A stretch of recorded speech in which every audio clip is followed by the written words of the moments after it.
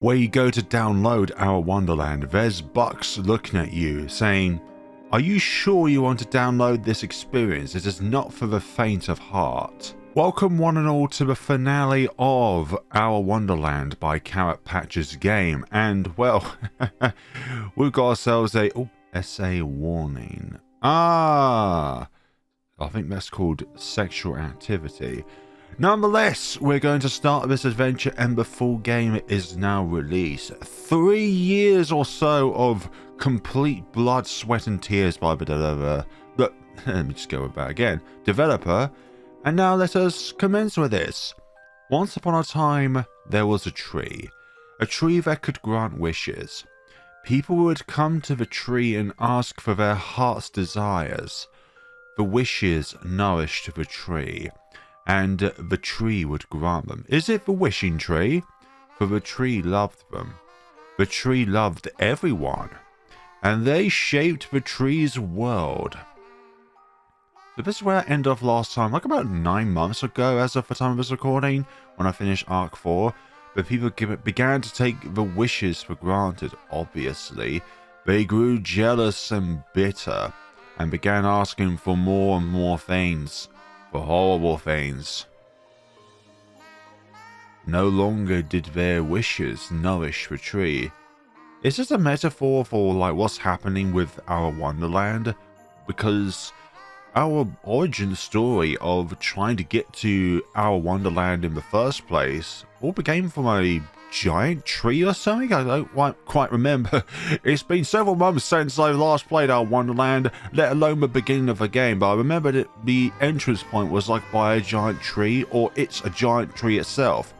They hurt and twisted the tree, distorting the world it had created. Our world.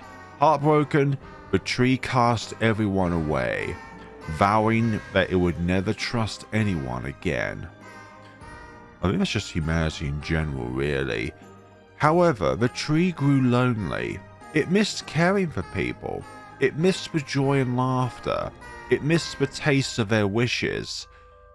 "I will only allow those with pure and innocent hearts to enter my world," the tree thought to itself. Your world. And so it waited, and waited, and waited, until one day it found them. The kids. Iggy. The tree was happy again. Genzu. So happy, all of them. Its new children fed it the most delicious wishes. Gidget. Innocent and pure. Bucks. They reshaped the tree's world, helped it grow strong again, turned it back into a land of joy and hope, and the tree cared for them. But after all, the cycle will repeat. Watch them grow. Tried to make them happy. Yeah, the key word of that sentence is tried. Trusted them. There's always a particular word in a sentence that is the key word, but children grow up. And one by one, they all went away from the tree, no longer wishing its wishes. Or there's Iggy still. Was it Iggy? Was it Genzu? They lost their innocence. Of course, that's what adulthood does. The tree fell into despair, casting them out before they could corrupt its world once more. It felt betrayed, betrayed by its children, betrayed by everyone. It sealed itself away, bitter, desolate, hungry. For hundreds and hundreds of years, its appetite grew. I know it's hungry. One wish. That was all it needed. That was all it craved. Iggy? One single wish. To make it whole again. Was that Iggy's wish then? The purest, most innocent wish of all. Because the tree or the voice kept asking for it what its most desired wish was. And Iggy was like, throughout Our Wonderland, was like, I don't know what my wish was. Others have a clear conscience of what their wish was. It's recommended that you play the side game Our Fantastic Wonderland before playing the final arc, though not a requirement. Some references in particular to a certain character's role could be confusing otherwise. The link above will take you directly to the games. No, we're playing the game, okay? It's not recommended or not needed. God, a detour. Everything is a blur. Of course I'll get round to playing it, but I'll play it in reverse. Oh gosh, we never woke up like this before. A nauseating whirlpool of kaleidoscopic colours dancing across my eyes at all times. I was just checking to see if I was still recording. You may never know when your recording software says start recording rather than stop recording. 1 second I'm relishing in a strange veil of nostalgia, of long-lost moments of intimacy, of glimmering pinpricks of happiness, where my heart had felt truly content. Then everything is washed away in a deluge of mind-numbing angst and pain. So much pain. It comes and goes in waves as my mind remembers it, replays it. All those moments of fear, of panic, those final seconds before my eyes had closed in death. Sometimes craving it, craving an escape from the pain running up and down my arms and legs, choking my lungs. Oh yeah, the last time around we was here, Gidget did Gidget things to Iggy, and in some ways our angel was Bucks. I can't get away from it. Curled up on the couch, face shoved in a pillow. Yeah, because Gidget, as I remember, drugged Iggy, and then Iggy was, well, pretty much in an incapacitated state. I can't eat. Can barely even move. It takes everything I can, just dragging myself back to the bathroom to dry heave when a particularly intense wave of nausea passes through me. My body shakes as though feverish, and my skin burns with it. I did wait for the full Act 5 rather than just playing through the first half of it, because the first half of it was released last year, but the full game is now fully released, and my skin burns with it. So I wanted to play through it in one sitting rather than wait for it in 2 takes. All sometimes cold, sometimes hot, but always prickling with knife-like snips and snaps as I struggle to calm my rampant thoughts. How many times have I died? I have no idea. Too many to count, but yet I'm still here. With some minor adjustments, obviously, because of all this distortion. Every time I close my eyes, I'm given another glimpse, another flash. Bloody spears shoved through my gut. Metaphorical ones. Scissors snipping through my skin. Knives chopping through bone, mainly Genzu's, and red. So much red. The red of my insides, snipping and slopping as they slide out of me, around me. Are you trying to say that your internals are now externals? The smell of myself cooking. No matter how hard I press my face into the pillow, the images don't stop. Because they are in your mind. The smells, the sounds, the coiling tendrils of panic. I stay there all day, just lying there, shivering. Sometimes crying, sometimes gasping. Sometimes drifting in and out of surreal, dream-laden sleep. I only vaguely notice the sunrise and falling, and the original default colours have come into play rather than the hallucinogenic ones. The orange-red tint coating the walls as it makes its way towards the horizon. Did someone call me? I don't remember. Well, we are... What? It's suddenly gone darker. We've gone through the characters' roots. We only outlier being Bucks, but Bucks is like the origination as to why us adult selves go back to Our Wonderland. The phone might have run, but maybe that was a memory too. A lilting melody plaguing my dreams. The sun has just about set all the way by the time I managed to quell my nausea, Sat up, stared at the far wall, darkened by dancing shadows. I clumsily shoved my glasses onto my nose, as I remembered that one of my friends is already in our Wonderland. The one that has fed up with their little one, thirsty. I need to drink something. Get some fluids into me or something, God. I stumbled to the kitchen in the dark and poured myself some water. It tastes like gunk, but at least it's something. What time is it even? I glanced around for my phone and realised I'd left it back in the bedroom. At least it's not the bathroom. In the toilet. I finally turned the lights on as I retrieve it. My steps slow and sluggish across the carpet. 7:31. Actually, it's 6:52 according to my 24-hour clock. 18:52. So late already. I have a few missed calls, too. Guess those were real after all. And who were they from? Mom? Dad? Genzu? Gidget? Autumn? Perhaps even Bucks? No, it's not Bucks. One from Huna. Ah, Huna. The other half of Bucks. Yes, Huna, I know Bucks is gone. You know what else is gone? My goddamn leg. Yep, she chopped it right off. Strong swing on that one, real slugger. Sorry if I'm not in the mood to talk about it right now, but now Bucks is plaguing my thoughts. The squelch of her axe as it cracked open Genzu. So you do remember fragments of your past cycles in the Our Wonderland.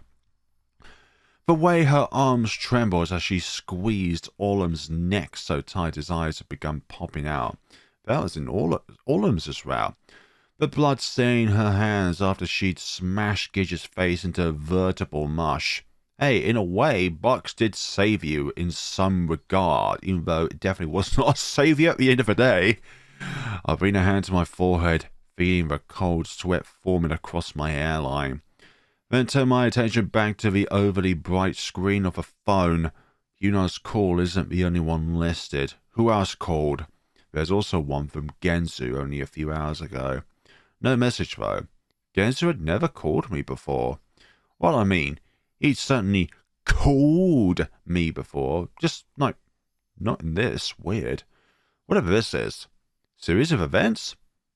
Yes, you can call it a series of events. Unending loop of death? Yes, you can call it an unending loop of death. Eternal hellscape? Yes and no. I paused for a moment, just staring at his name.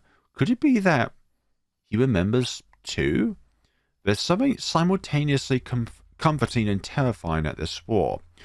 It's terrifying because you share those memories with Genzu, but comforting because it's not just an isolated memory in which you solely have. But I do my best to fight down the rising world gigs of discomfiture in my belly as I trudge back to the couch. I've never seen that word before, actually. I've seen discomfort, but not discomfiture, or however you pronounce that word. My thumb only hovers for about 10 seconds before I manage to mash it against the call button. 1 ring. 2. Between each ring, my mind jumps to his face. His face is like, kissed him. Punched him. Killed him. Killed him. Blank, blank, blank, blank, blank. I start panicking and nearly drop the phone. But it doesn't matter because he doesn't answer anyway. As it switches over to voicemail, I let my hand fall into my lap. If he really does remember. If he really does remember. I rub at my face. Hard. Like, really hard. Like, extremely hard that it leaves marks on your head. I don't know how I feel. About him. About any of this. I'm having a whole blank ton of complicated feelings right now. Yet some things have never changed. Despite how long I've been gone, I still don't curse. But I still like the fact that there's cursing, because it represents what the character's feeling. His lack of an answer is somewhat concerning, though. You don't think he's having as rough a time as I am, do you? Maybe he's just in his shop. Ha! Genzu. Shrugging of his emotions? As if everyone has emotions. And yet, my gaze returns to my phone. Then I'm calling him again. This time, when he doesn't answer, I leave a vague, awkward message about checking in on him. Only after I've hung up for a second time, sitting there with my thumbs tapping the glossy screen, do I feel the loneliness start to settle in. No, not loneliness. More just like a visceral need to hear someone's voice, exacerbated by the deafening quiet on the receiver. Maybe I should just go see him. Yeah, maybe that is the definitive answer you should go to. Rather than sitting there panicking, thinking, oh my god, is he going to answer me already? I've just got all these feelings about me that, like, I want to just share forward with someone, and Genzu's my first name on my list. Off tangent there. The more this thought plays in my mind, the stronger it becomes. Morphine. Warping into an itch-like urge that just won't go away. I don't want to be alone right now. I can't be alone right now. And even if he remembers too, even if that means facing everything we've been through again, the things we've done and said, well, it'd be better than sitting here curled up in on myself and wanting to cry. Maybe we could even figure out where to go from here. If there even is somewhere to go from here. I try not to think about it. One step at a time. And the first step is getting to Genzu's. Keeping this goal razor focused in my mind, I force myself to my feet and back to my room to get changed. Keep it together, Iggy. Keep it together. I also want to say that Buck is the only outlier of the person that has never died in Our Wonderland, but I remembered in like one of the outcomes, Iggy went on a huge tantrum, and Iggy just chopped house. Genzu. My knock sounds uncomfortably loud in the empty hallway, and as I'm standing there, shifting awkwardly from left foot to right, I'm overcome with a strange sense of deja vu. No, not strange. I know why. I know exactly why. Which does little to quell my anxiety. I shake my head to clear my thoughts. No point dwelling on the possibly hundreds of times I've done the same thing over and over again. I'm about to lose my mind as is. What do you mean about to? Those warping colours earlier should give you a clear indication. The light on the wall to give you a reminder that things are not normal. I return my attention to the door, which has thus far remained silent and still. Come on, door, open by yourself, okay? Surely he's not out. Surely. I knock again, this time a bit louder. Genzu, it's Iggy. The guy you've been in love with since high school. I grimace at this, wave of guilt washing through me. It seems so obvious now. All of it! How had I not been able to see it before after all this time? Or perhaps I hadn't allowed myself to see it? Run a hand through my hair. So many of the things I'd said to him over the years feel so cruel now. So many of the things I did, I'd swallow. Excuse me? Shake my head. This isn't the time to be wallowing in self-deprecation. Genzu still hasn't answered the door, let alone my phone, and it's making my stomach clench in increasingly tighter knots. Genzu, for God's sake! This time my knocks are sharp and purposefully, and tinged with impatience. Then I remember. I freeze at a moment, knuckles still poised just shy of the wood. Then scramble for the ring of keys in my back pocket. That's right. You have a set of keys for Genzu's house? We traded spares years ago. There's no one I trust more with the key to my inner sanctum. The memory sends another needle-like jab of guilt through my heart, but I focus on the positive. The key! It's there, hanging there, between my folks' spare key and my mailbox key, quiet and unamusing, having never been used. It's like if it's never ever been used, like a brand new item. I shove it promptly into the lock, push open the door. Genzu, I say almost as an afterthought as I walk inside. It's dark. Of course it's dark. This means nothing. Hello? This is our first time in Genzu's apartment, so I flick on the lights to look around. It's a Strange feeling, seeing this place. It's not the first time I'd been here. I'd helped him move way back in the day. This is the first time on your own. And I visited more once or twice after moving back from college, when I'd still felt guilty about not staying in contact much during school. But that had been years ago, and looking around this place now feels somehow surreal, juxtaposed with a cocktail of emotional trauma currently curdling in my brain. It's neat and clean and sparse, just like Genzu. No, wait, he's not clean at all. Not a single item out of place or left astray, just as it has always been. Though perhaps exuding a sort of quiet loneliness to it that hadn't been there before. Genzu? I'll try again, though my voice is less confident this time. Unsure. He's not in the main living area, nor the kitchen, and when I don't see him in the bedroom either, I really do start to think he's absent entirely. I pop my head in the bathroom, take a look around, turn to leave, then stop. The shower curtain is half pulled back, revealing a spot of green in the...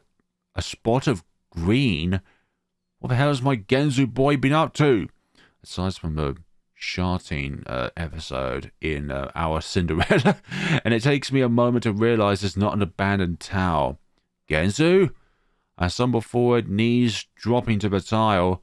Whoa!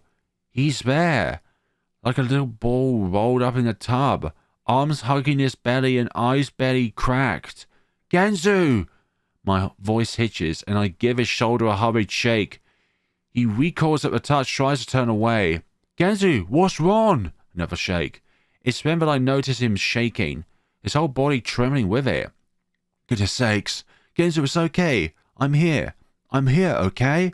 I tried tugging on his shoulder, get him to turn towards me, but he just shoves me away. Genzu, you can't... Can't what? Can't freak out? Why? Because I need him. The dependable one. That always knows what to do next. My shoulders sag, a long, slow sigh pushing past my lips. Let's get you out of the tub, yeah? I reach again, gentle this time, but he just shoves my hand away, curling in on himself even tighter. Genzu, come on. Genzu, come on! My voice comes out sharper than I meant it to, and I see Genzu wince. His fingers are clenched so tight into the fabric of his sweatshirt that his knuckles have gone white. Tears pour up in his eyes before giving with a shudder and dribbling down his face. Damn, Genzu. But I need to get him out of this damn tub. So I raise to my feet, grab giant fistfuls of his sweatshirt and... Whoop. What's going on with you, Genzu? Damn it, man. I don't like seeing you like this. You're always one with the lovely jokes, but the funny jokes. Genzu's body slumps backward like a saggy ragdoll. His face is streaked with what looks like multiple layers of tears. Yeah, in a way you can see it because it's differing colors. And his eyes are red and puffy, gazing off unfocused towards the far wall. Blank, Gen. I bite down my lips so hard I can taste blood. Aww. Genzu, why would you slap him? I don't know what to do. I don't know what to goddamn do, but my mind flicks back to the hugs Genzu's given me over the years. Those times when I'd been the one unable to function or think or those times when all I wanted was someone to hold me and tell me everything was going to be okay. And so I wrap my arms around his neck and pull him close. It's me. It's Iggy. I'm here. I clench my fist into his sweatshirt, pressing my nose and face into his hair. The girl's tickling my cheeks. Then just hold him. Hold him so goddamn tight. This must finally trigger something, because he returns the hug with a vengeance. Nearly squeezing the air out of my lungs, he buries his face into my shoulder. Then the sobs begin anew, his shoulders shuddering, throat hiccuping. I rub my hand gently up and down his back, in time with his trembling breaths. He smells warm, a comforting mixture of corn chips, fabric softener, and cigarette smell. I could have just done with actually just the middle one, actually. I'll go middle, left, and the other one is non-existent. And his stubble pricks against my neck. I sigh against the side of his head. It's gonna be okay again. It's gonna be okay. It will be alright. I'm here now. You are not alone. 5 minutes later, and I finally managed to free him from the confines of the tub. His form now slumps like an oversized sack of potatoes on the couch. I grab the blanket folded up on the nearby chair and wrap it around his shoulders, hoping it might provide some level of comfort as I scrounge around for food. Then it's to the kitchen, where I can only hope he has something edible, and preferably something appropriate for an emotionally compromised individual too, if such food even exists. Yeah, it's called a full English breakfast. After perusing the cartons of leftovers in the fridge and the array of frozen pizzas in the freezer, I move to the pantry, where I catch sight of a can of chicken and dumpling soup. Comfort food it is then. Eat. The soup adequately warmed, I place the bowl in Genzu's lap. He doesn't move. Genzu, you need to eat something. I sense his shoulders slump, his gaze turning vaguely towards the bowl sitting on his legs. But still, he makes no move to touch it. What do I do here? Just forget it then. I bring my hand to my forehead, fingers forging divots in the skin. This isn't getting me anywhere, clearly. So what's the point in pushing? If he wants to whittle away in misery, who am I to get in his way? Fine. Don't eat it then. Damn, a little bit harsh. I place it on the coffee table, pausing for a moment to watch the steam marble in the air. I wish I had something to tell me what to do. How to fix this. Genzu's now looking at me. I can barely take care of myself most days, let alone someone else. I toss a glance at Genzu, who seems to look even more despondent, if it's at all possible. God damn it! I bring a hand up, towards his shoulder, my fingers hovering just above the fabric of his sweatshirt, but then ultimately lower it. Why don't we, get in your bed, yeah? Some rest will help. Things will seem better in the morning. Despite his mumbled murmurs of affirmation, it's clear he doesn't believe me. And to be honest, I'm not sure I believe him even myself. Damn. So are we still on Act 4? We definitely started Act 5. Getting him from the couch to the bed proves easier than I expect. It only takes a slight prodding to get him to his feet.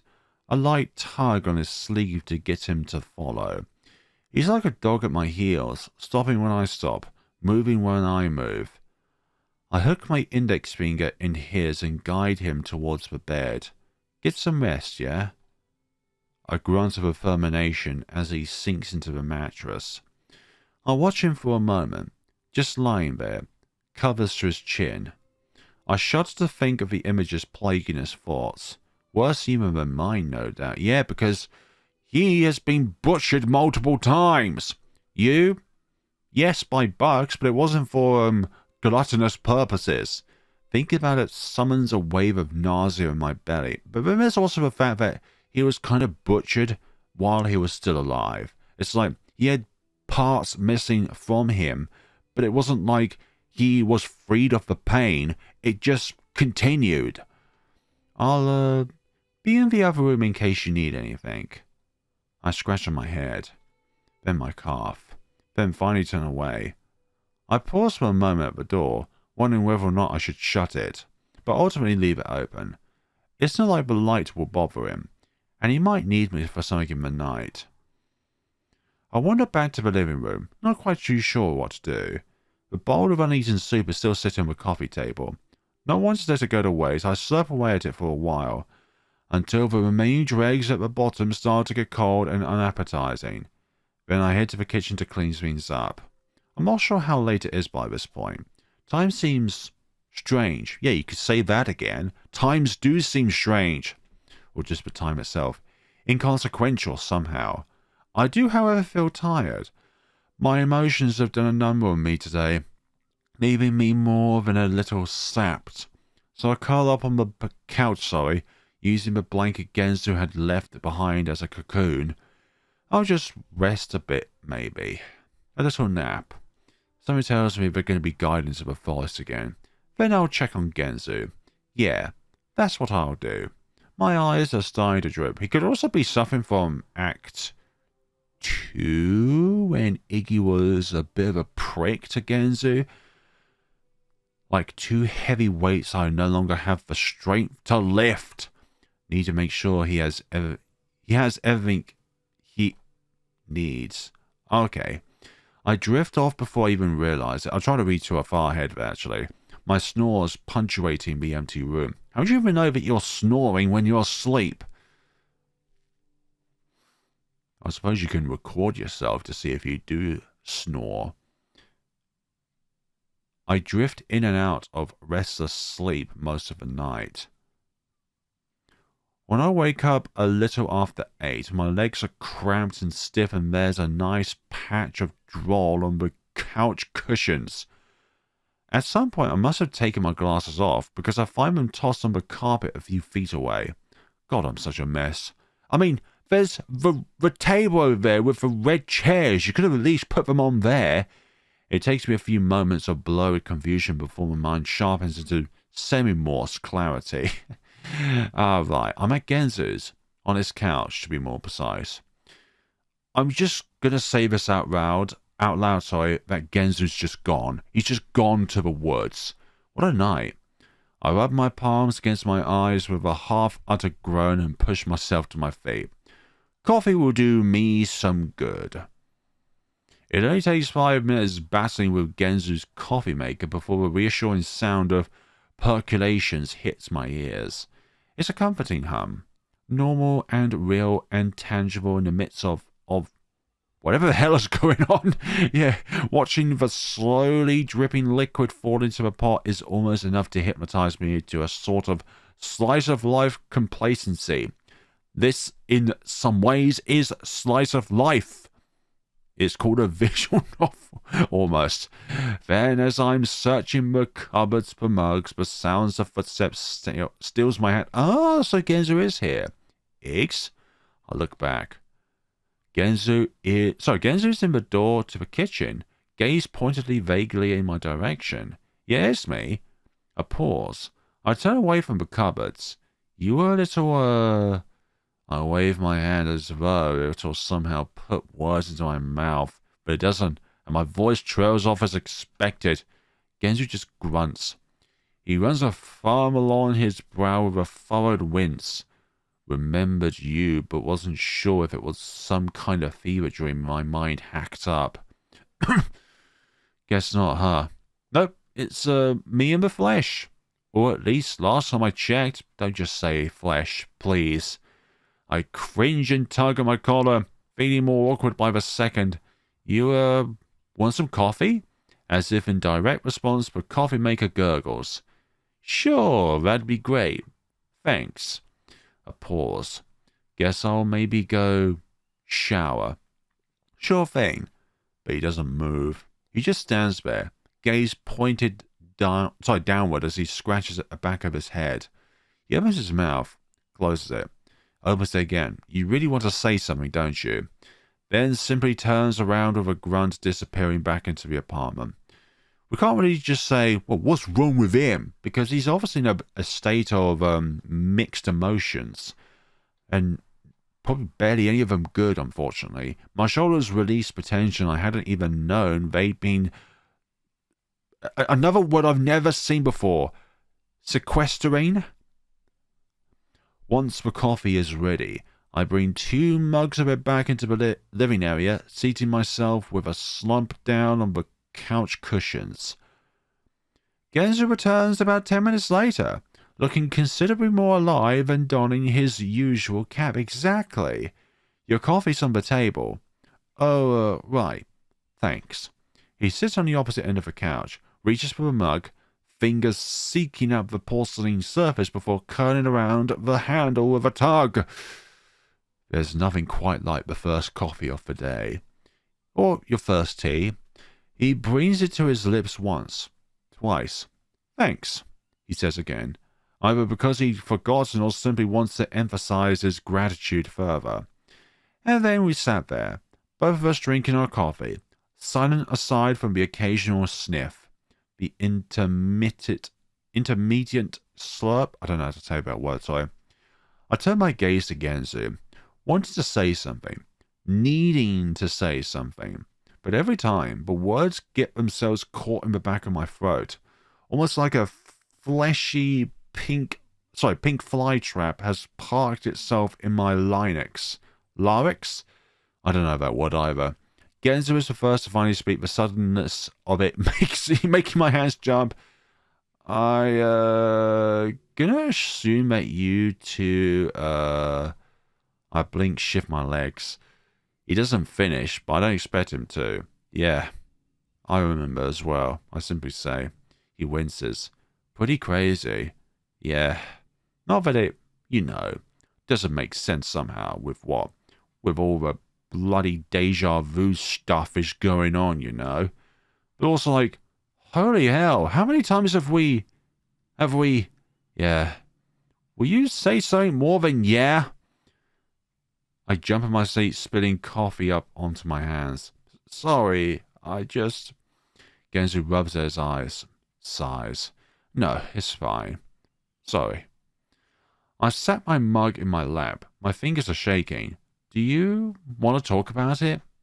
To be honest, no goddamn way in hell. The only reason I'm not a quivering pile of unintelligible goo right now is because I've managed to temporarily shove all of the goddamn stuff I went through down in the recesses of my shikute. That's a problem for future Genzu to sort out, and future Genzu's therapist. If future Genzu even makes it out of whatever insane bedtime story from hell, this is what we've got going on here. Yeah. Genzu brings a hand to his mouth, fingers forging divots in his cheeks as he gazes off towards the far wall. I feel as though, as this is the final chapter, that the end might be a little different. I assume the others. Blank the others! He says this with a snap, a fiery anger that jostles for coffee in his cup.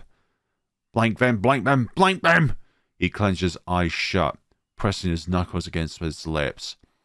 And I say nothing. I just sit there watching him. I don't think that's how Genzu truly feels. He does care about them, even all of them. But in this very moment, with all of the horrificness that has been going on in the past 4 acts, oh, actually, is it all of the acts? Not just 4. It was like there's wasn't Act 0 like Iggy's act or something? I don't know actually now. Iggy, Genzu, Orlum, Gidget. Yeah, it's been 4 acts. I don't know what I'm thinking. Finally. Sorry. I didn't mean that. I know. It came from a place of frustration. It's okay. His knuckles are so tight against his teeth now that I worry he'll break the skin. But he eventually eases off. Traces of tears in the corners of his eyes. I feel like I need time. But there isn't enough time. There will never be enough time to... He rubs his face. First up, then down, takes a sip of coffee. I don't know what to do. I don't know what to goddamn hell do. And for the first time in my life, I can't even fake it. Because when we are all in our most exposed spots of vulnerability, how can you even fake it anymore, even for the most professional of fakers? I stare at him, waiting for him to continue perhaps, but he doesn't. I turn my gaze back to my coffee, watching the rising steam marble in the air. We need to go back.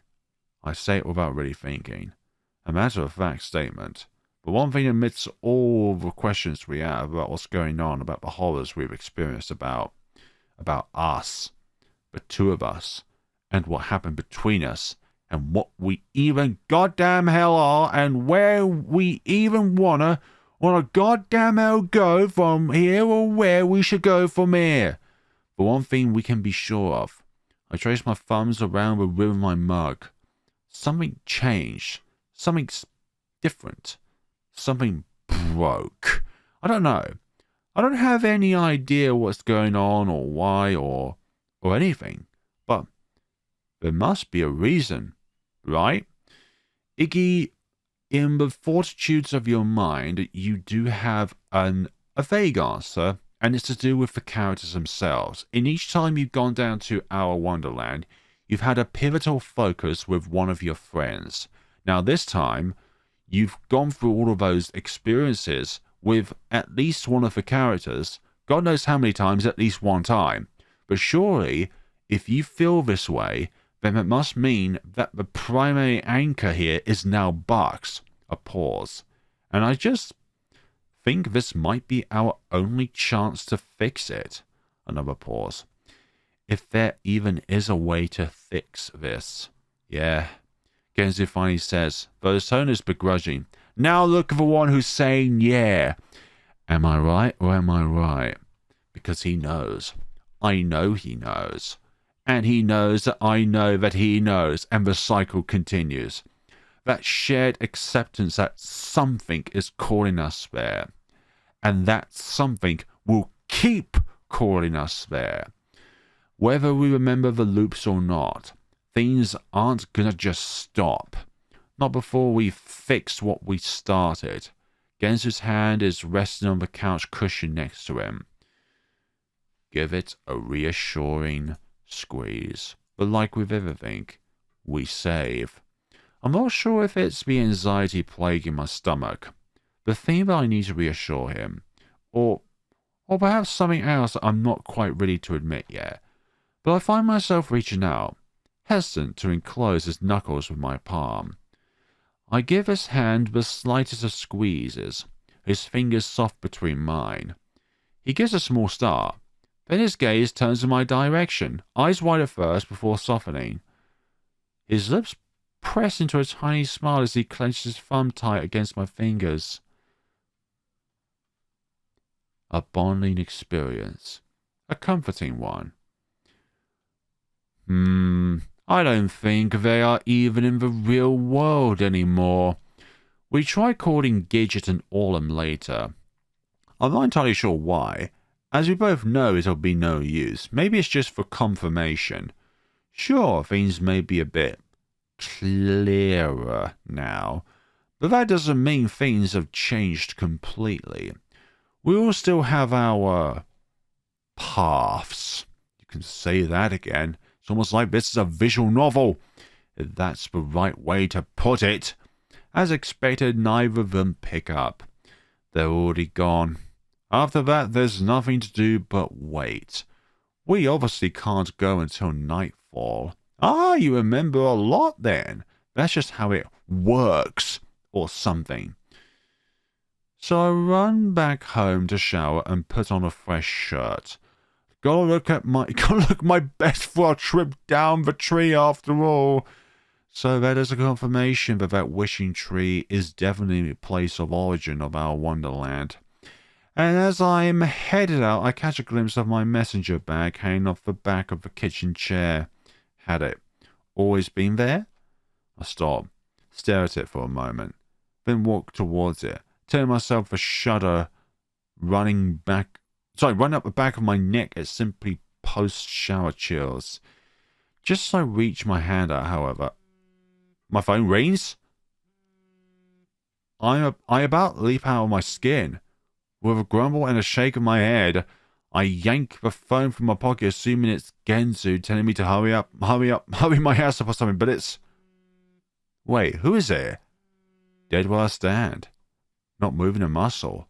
Not even Wait, who is it, Venegi? You're giving us a cliffhanger here. The name on the caller ID says. What? Okay, that's the last person I would ever imagine this sort of scenario happening. I swallow hard, my mouth suddenly extremely dry. Then, hand trembling, I bring the phone to my ear. Bucks? My voice doesn't even sound like my own. All scratchy, hoarse squeaks and jumps. There's no response on the other end. I furrow my brows, keen my ears. No, there is something. Something far off, as though across a mighty chasm on the other side of the world. A baby... Sadai. Bucks? Try again. The crying gets louder, lonely and screeching. Why isn't someone tending to it? It's so alone. Even louder now. Is this gonna be the murder? The sound of it fills me with a guttural sense of desolation, of heartache, of bone-aching sadness. Don't cry. Please don't cry. I can fix this. I can make you happy. So please don't. The speaker blares with a sudden unearthly bellow. Monstrous and crackling and deafening, and there, right there inside me for a second. And goodness sakes, if I don't literally toss the phone across the room with a gasp, my hand to my collar and my heart beating clean out of my chest, I stand there. Just stand there and stare at it. Innocent and innocuous. Just sitting there on the carpet. I take my hands away from my throat, not even having realized I'd thrown them there, Swallow. Swallow again. Then walk towards it. I lift it gingerly between my middle finger and thumb, almost as though picking up a tasty crab. Bring it to my ear. Nothing. The line has gone dead. No more crying. No more horrific howl from the depths of hell. A sigh rub at my face. I need to get back to Genzu. All of a sudden, being alone feels intolerable. I need someone's presence to keep me from slip-sliding straight into abject despondency. I shove my phone into my pocket and start to leave, then spot my messaging bag, which was the sole reason why I was going towards that destination in the first place, still hanging off the back of the kitchen chair. I grab it without thinking, tossing the strap over my shoulder as I shove open the door. Shub. A new word of the dictionary, shub. Genzu is smoking on the couch upon my return. He barely looks up at the sound of my entrance, just gazing off vacantly at the far wall as he taps a cigarette between his fingers. Bits of ash decorate the coffee table beneath his trembling hand, and I set 3, 4, 5 discarded butts in a small pile next to the still full glass of water I'd left him with. I step towards the couch, stand there, shift back and forth, heel toe. You, okay? I finally ask, wincing at the sound of my own voice. Genzu just grunts. He brings a cigarette to his lips, takes a long drag. I watch the smoke twist and curl its way up to the ceiling, wondering if I should say something about the ceiling turning yellow, then decide against it. Instead, I could just paint the ceiling yellow so that it all looks the same. Instead, I let my gaze fall back to the cigarette. He's bouncing it between his teeth now. Up, down, up, down. The sight sends snapshots of memories through my mind. The two of us sitting on the bike rack, cigarette smoke marbling against the night sky, the smell of alcohol in his breath. The two of us on the bench outside Grubb's pub, the chill of the wood beneath my seat, the damp wetness on his shoulder from where my tears had stained his jacket.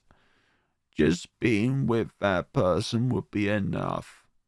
Goodness sakes! I slap the heel of my hand against my forehead in a series of insane that-word thwaps, which perhaps routs Genzu, because he snuffs his cigarette out on the table and stands up with a clap of his thighs. You ready to go? His smile appears overly wide. I feel like this is deja vu with his facade of trying to be happy. Yeah. He wanders towards the door, feeling for the cane hanging from the peg to its right, then stands there, twisting his hands back and forth around the tip. I walk towards him, blinking, shift my feet. What? His hands stop, fingers instead latching tight onto the grip. I tilt my head to the side, waiting. I just wanted to ask before we start this all over again. My shoulders go instantly tense, and my heart starts fuddering so loudly, I swear he has to be able to hear it. Everything was real, right? Like, there's not some, like, fake memories hanging out in there and there. I don't, think so. I guess I can't say for absolutely sure, though. A pause. Why? A same half mumble of uncertainty. We both share it, Genzu. It's not an isolated issue. I swallow hard, all of a sudden really wishing I could disappear inside my shoes. Why specifically the shoes, though? He closes his eyes, opens them. Then he seems to set his jaw. I just want you to know that no matter what happens, He reaches forward to take my shoulder. Only his fingers grab the strap of my messenger bag instead, and he immediately stops. I see him blink. What's this? Now it's my turn to blink. I'd completely forgotten about the bag. Just... I clutch the bag between my hands as Genzu's fingers follow the strap down to the flap, feeling it out. Just what? Why had I brought it? I open the bag and start fishing about inside. Is there something? That's when I feel it. Small and soft.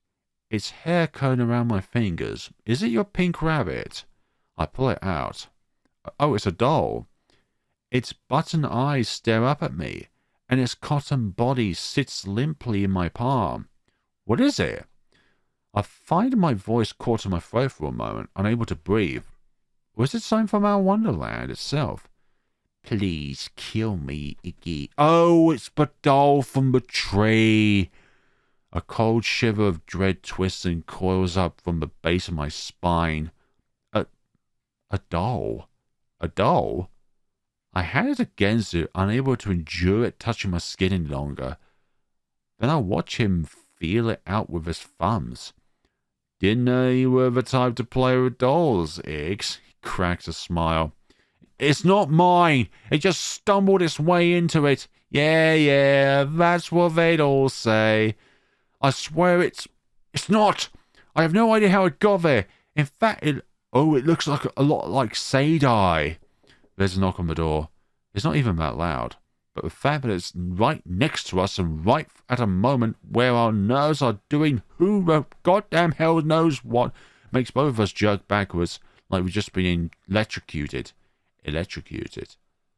Blank. A cold sweat is already breaking out along the back of my neck. Flashes of light of pain and panic shooting up from my skull. Were you expecting someone? I eke out. I try to sound normal. The bloody Grim Reaper here to end this series of unfortunate events, maybe. How the hell am I supposed to know? Genzu shuffles towards the door, feels the knob, pulls it open. It's Huna. Okay, Huna jolts backwards at the sudden movement. His soft brown eyes meet mine, widening momentarily as they take us in. What's been going on, Huna?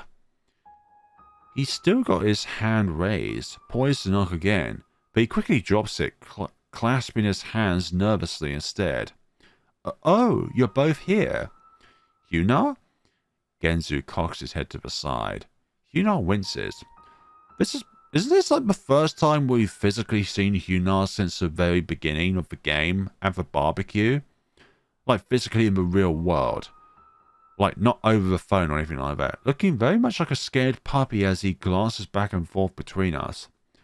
I've been calling and calling, but nobody's picked up. Sheesh, she's just right. I hadn't answered. I'm pretty goddamn sure Genzu hadn't answered. And if the other two had experienced anything at all like the two of us had, they most likely haven't answered either. Yeah, Huna is completely out of the loop with this, aside from the fact there's something not right with Bucks. So Huna had met nothing but voicemail. Not a single one of his friends had picked up. Shame washes through me like a foamy soda pop straight up my nose. Sorry, I look from Huna to Genzu and back again. We what? You want to come in? Huna steps inside with a little dip of his head, glancing around the room. He looks like the slightest noise would send him cowering to the corner. I turn my gaze back to Genzu, then to the doll in his hands. Almost as if sensing my eyes, he seems to realize he's still holding it. He stands up ramrod straight, shoving it behind his back. Is it because you've come to that realization as well, Genzu, that the doll looks like Sadai? I don't know why, but I almost feel like you already know. Genzu takes one step towards me. 2. That's weird, right? Like, how could you know? A self-deprecating laugh. I can't sleep, can't eat, I can't even cry anymore. It's like I'm in some kind of horrible nightmare I can't wake up from. Genzu dives towards me in an attempt to return the doll to the bag. Between my surprised jolt and his hurried prods, however, he misses the bag entirely and shoves the doll down the back of my bed instead. I guess Huna won't be looking there then. Huna chooses that moment to turn around. He blinks. Oh, gaze flickering between me, Genzu, and Genzu's fingers still clutching the hammer. Yeah, this is looking quite awkward, isn't it? I tense. You're Huna Burrow's frown. My brows twist. Going after her, aren't you? He takes a step towards us, eyes quivering. My shoulders sink at the release of built-up tension and Genzu pulls away. Neither one of us says anything. I don't know what's going on, but I just want her back. Huna curls his arms around his chest, fingers digging into the skin. It's not your fault, Huna. It's all Bucks' fault and her inactivations. Now he's shaking. Would you tell her I'm sorry? It's not your fault, Huna, I finally say, voice catching in my throat. It is! The sudden sharpness of his tone catches me off guard, and I feel my heart give a jump. It is. What do you mean by it's your fault? Explain why it's your fault. You don't understand, Iggy. She could have been someone great if it weren't. What do you mean? What do you mean you've held her back?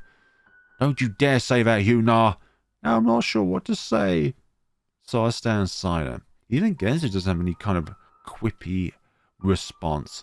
She was my best friend. How did it all come to this? I just don't understand. He brings his hands to his face, arms trembling. I feel like I need to do something, so I take a step towards him, bring a hand to his shoulder. Huna, it's not. I pull my hand away, then place it back. I don't know what to do with it. It's really not your fault. None of this is.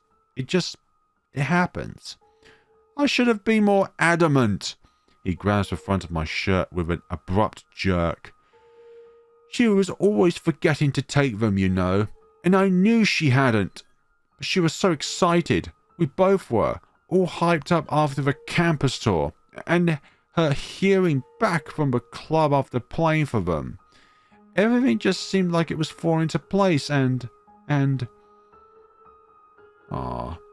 As he trails off, he lets himself slump against my chest. God damn it, you! This is not like you! I feel myself becoming more and more uncomfortable by the second.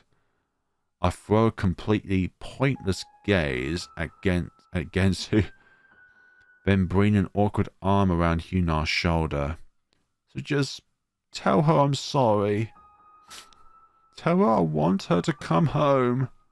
Another sniff. But we'll figure things out. Work through this. I bite down on my tongue. Heart heavy. We will. Iggy! Genzu hisses, and I see him cock his head in disapproval. What? There's no point hiding it. I throw my arms out with a shrug. I guess. Hiding it? Huna finally pulls away, wiping his nose on the back of his arm. Thanks. He looks up, down. I see his burrow's furrow, then pop up. He begins pulling at his collar. There's a flash of silver as he pulls something from around his neck. Take this.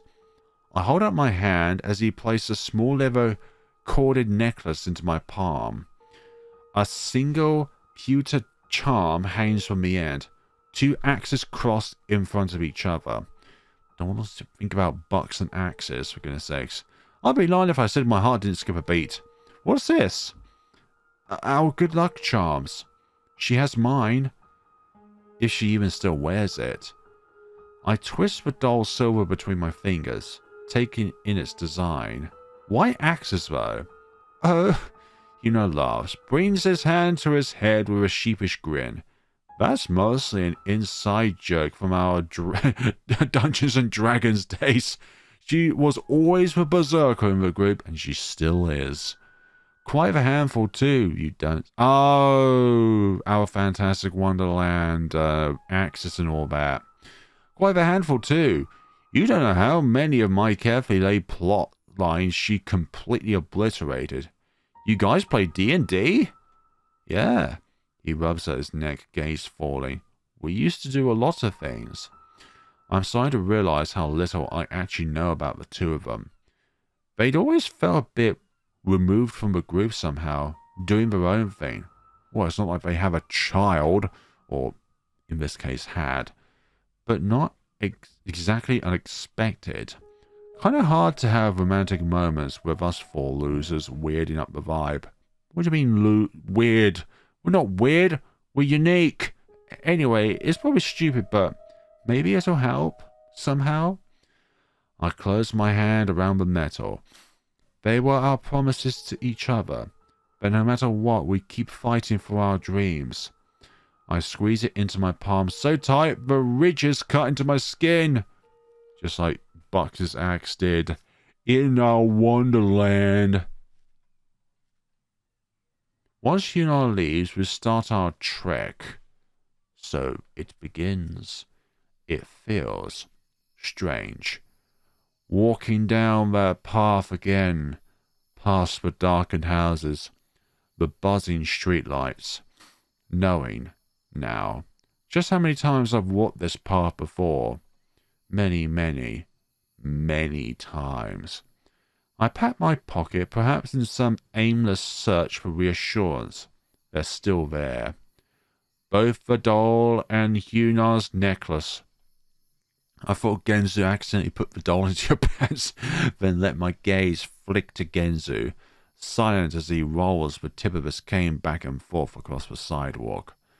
I find my eyes fixated on it for a moment, on that bulky marshmallow as it glides back and forth, back and forth.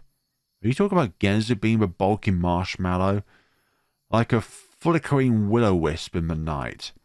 It keeps the anxiety in my stomach at bay, holding back jittery thoughts about what awaits us, and where we'll both stand after all this is over. We're quiet as we walk, from one street to the next, the meandering path towards my old house, just south of the outcropping of woods that somehow hasn't been built over even after all these years. My palm is starting to tingle, a pinprick-like scratching that jumps from one nerve ending to the next and makes my fingers twitch. I bring my hand up, curl my fingers inward, embrace it. Genzu comes to a stop first, and when I gaze over I see why. That familiar gap between the houses, that empty lot with its grass tufts and dandelions, and that looming shadow of the woods beyond. We're there, aren't we? Genzu asks. We are. There are words we've spoken before, but it doesn't matter. Why seek out new when the old will work just fine? You scared out of your goddamn mind, or is it just me? I'm scared too. They really need to bulldoze this goddamn boss to the ground. Genzu sighs and trudges forward. I expend the energy for a short jog to catch up, then fall into step beside him. It could even be that the wishing tree itself is just our own inactivations. We reach the tread threshold just as a gust of wind curls up and under my shirt, sending goosebumps across my back. This time, we don't even stop. Why would we? There's nothing to question at this point. Nothing to doubt. There's only one way forward. So we carry straight on into the trees. Once more. The air instantly cools. It's a damp chill of the kind that sticks to your skin and weighs down your chest. I press forward through the scattered brush. Brush? Bush? I'm not too sure now. Using my hands to keep them walking face first into a tree.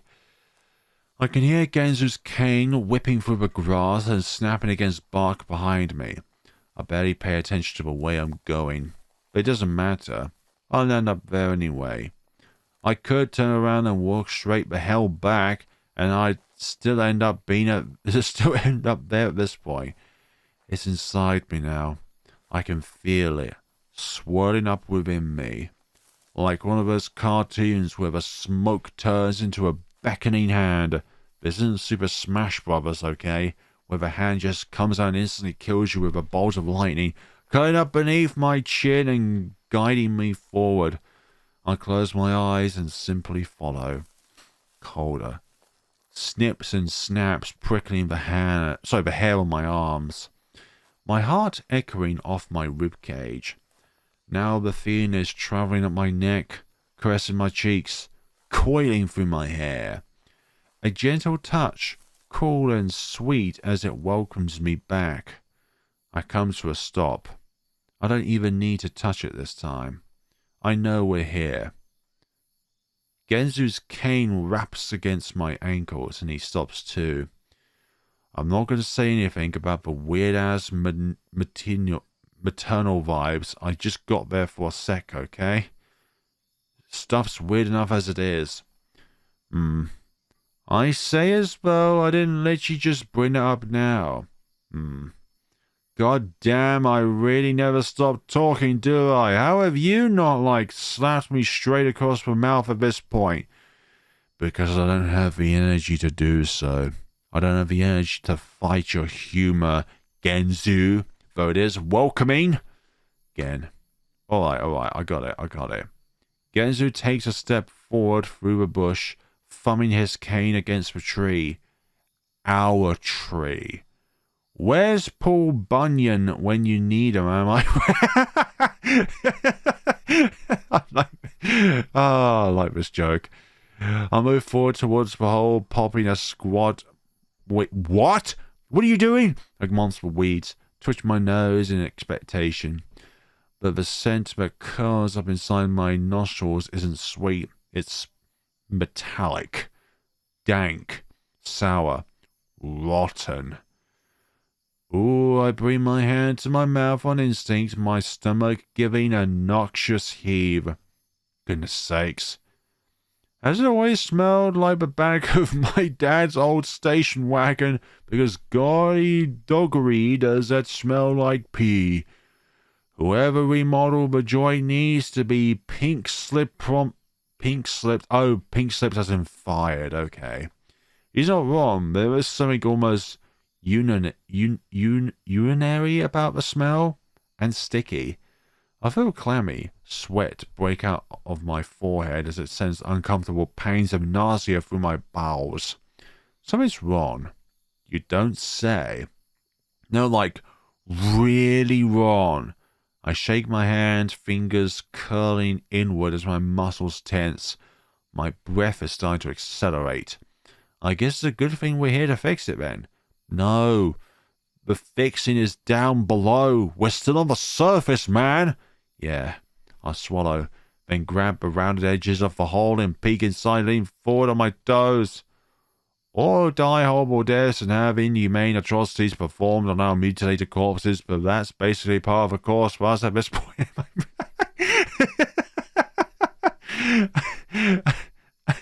I shouldn't laugh.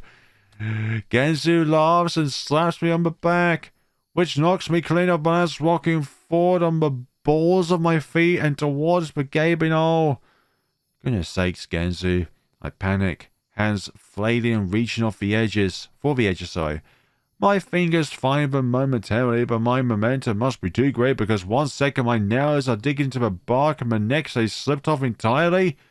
Was the bark even there to begin with? The rough surface scraping off my finger pads as I tip, tip, tip.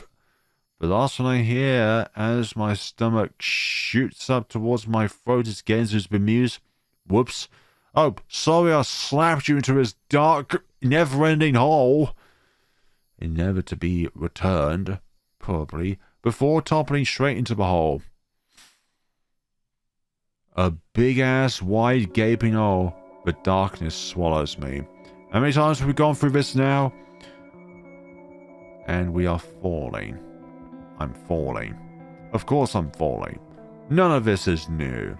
I'm going to fall and then I'm going to land in a big pile of animals and Genzu is going to be there and he's going to look at me and say some stupid stuff and there's some rabbits as well that somehow can talk. Which are all of Mrs. Rabbits. Because that's what always happens. That's how this thing works. Am I right or am I right? Okay, I'm going to stop that now. The wind whips at my hair, summoning water to my eyes. As I, strangely, am not chewing on my cheeks. That smell is all around me now. Rancid and decaying. It threatens to summon bile to the back of my throat. What am I even doing? What are any of us doing? Why is this happening to us? We're not special or anything. You are all special. We're just 5 normal people living normal lives and trying to figure ourselves out. Trying to find our own versions of happiness. On and on and on and on I fall. Complete nothingness surrounding me. Consuming me. I tried so hard. Tried so hard to fix things. Fix them. But did you really? Why aren't they happy? So that is something which you are pondering to yourself, which is something that is very difficult to answer because you are not them. They are them and you are you. Why can't I make them happy? Because it is not your ultimate duty to make others happy. You can make yourself happy. You can try and help others being happy, but it's not your sole duty. That's what friendship is, isn't it? Making the other person happy? That's the only way they'll like me. The only way I'll fit in.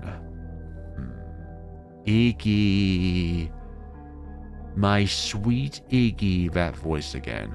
Welcoming me. Tempting me. Tempt? Yes, it needs me. Needs me to make my wish. What do you want, Iggy? For you to shut up! I think back to the many paths I've taken, the moments I've experienced, shared, the faces of my friends, the twists and turns of my heart. What do you wish for more than anything else in the whole world?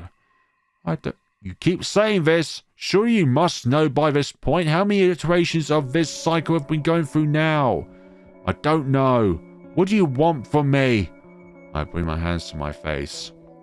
Palms pressed into my eyes. The memories are coming faster now. Brilliant white flashes fizzling like after images across the surface of my eyes. Kissing Genzu.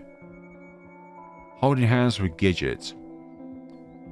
Lying in bed with all and with a switch for some odd reason. I tried so hard. Tried to give all of them what they wanted. Isn't that enough? There's not enough for me. It doesn't matter how many times I try. What do I want? Surely the answer must lie with Bucks. I don't.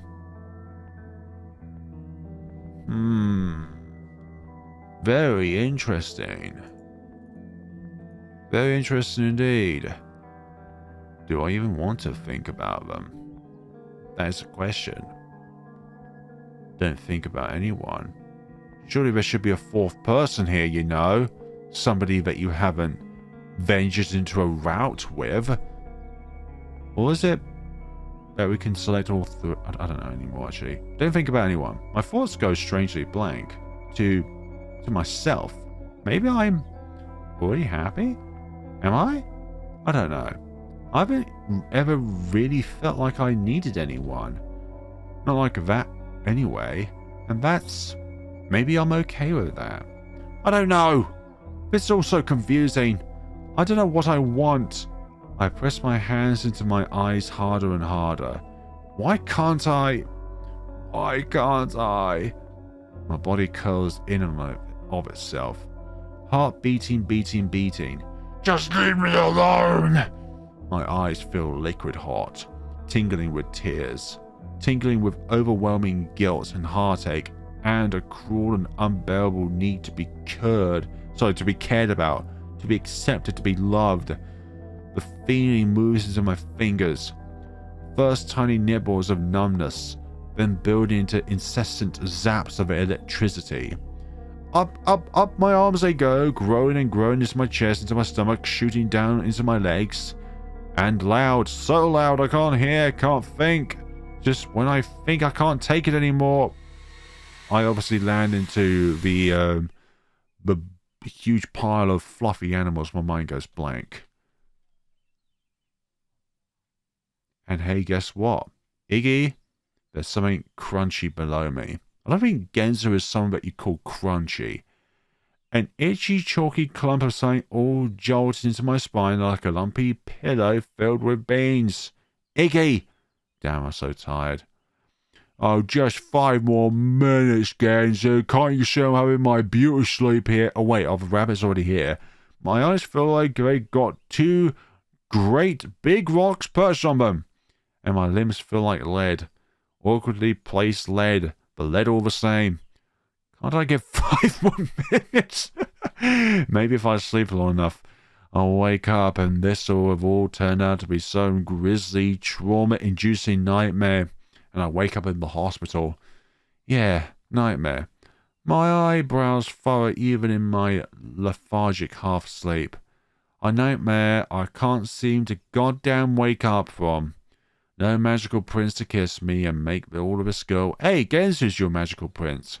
Speaking of, goodness sakes, Iggy, you're not dead, are you? Wait a minute. Oh, hi.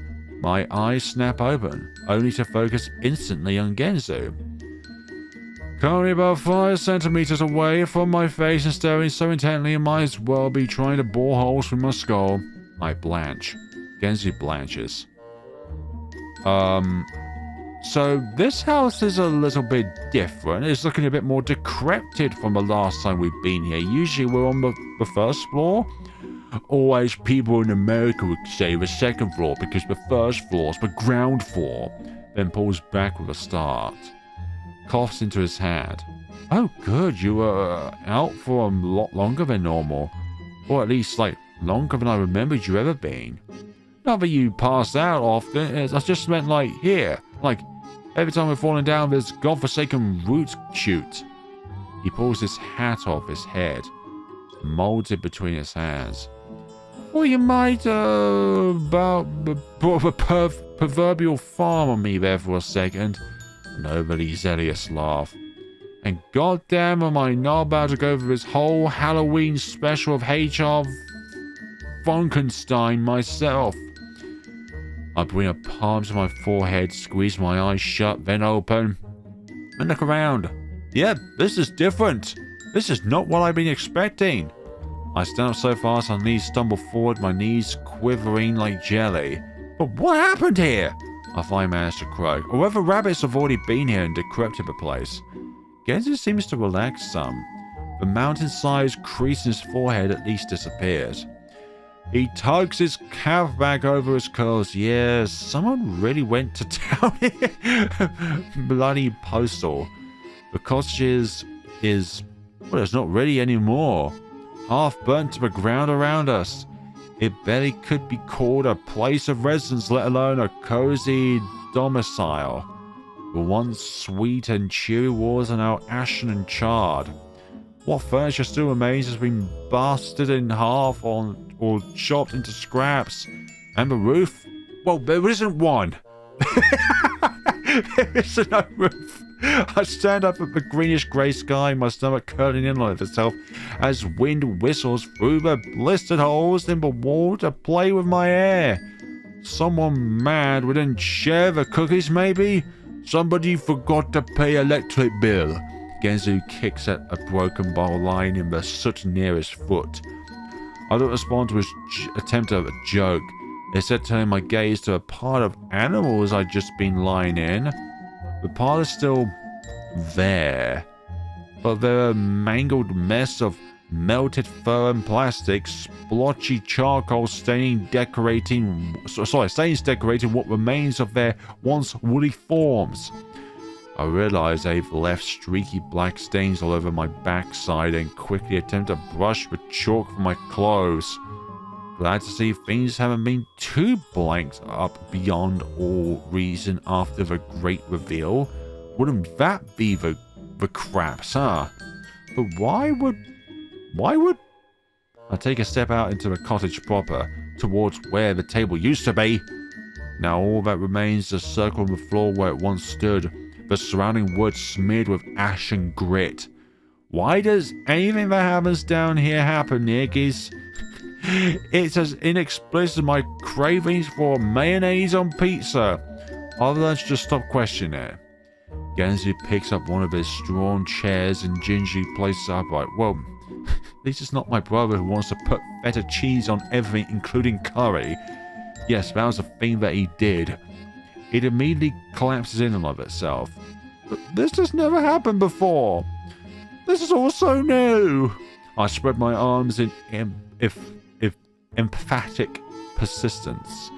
Yeah, we've never remembered what a bloody wacky little hellhole it is down here before either. What's your point? I suppose things do change.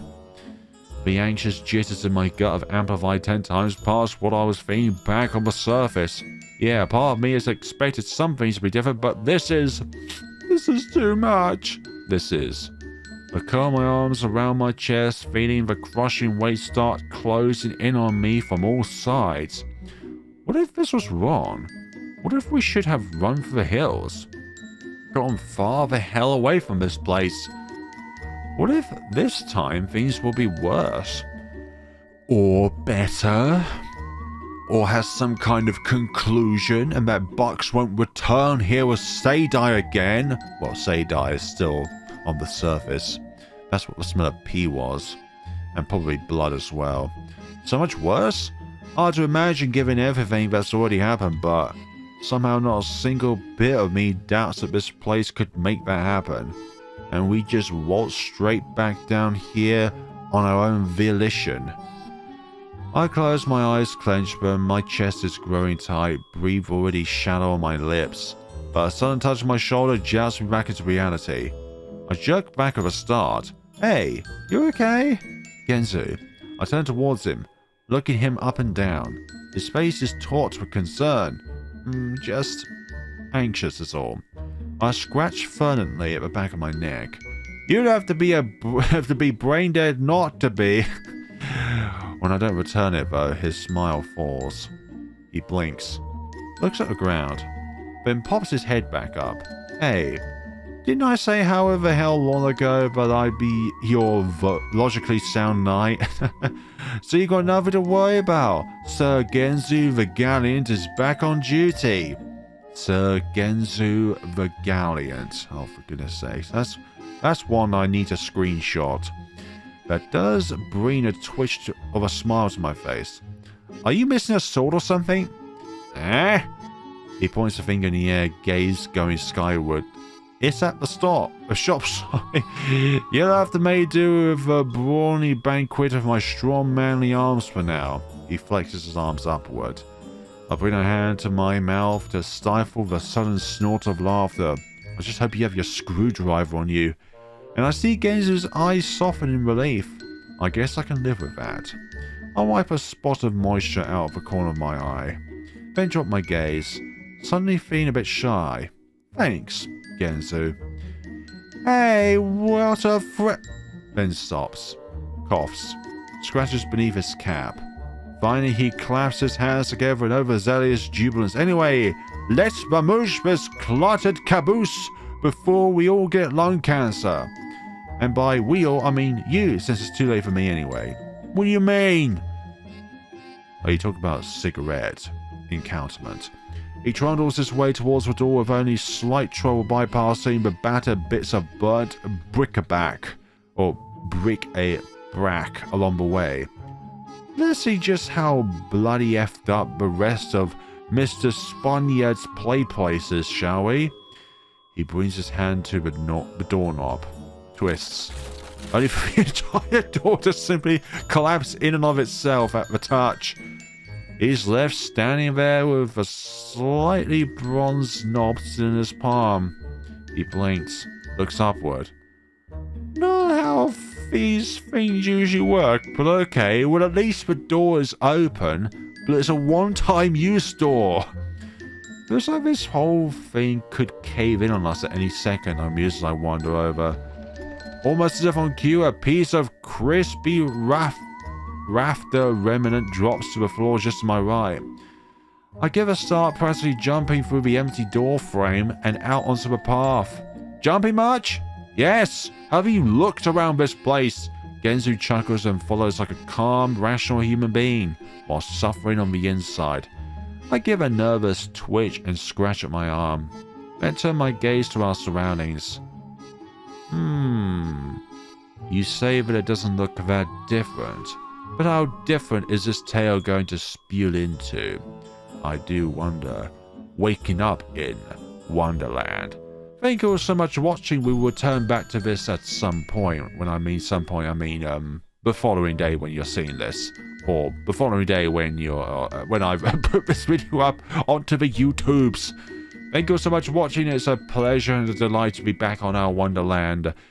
And just in a way, a little bit back on the recording side of this channel as well. Like, I've kind of in a way missed the interactions with games, but it's mainly the aftermath of stuff like recording, editing, uploading.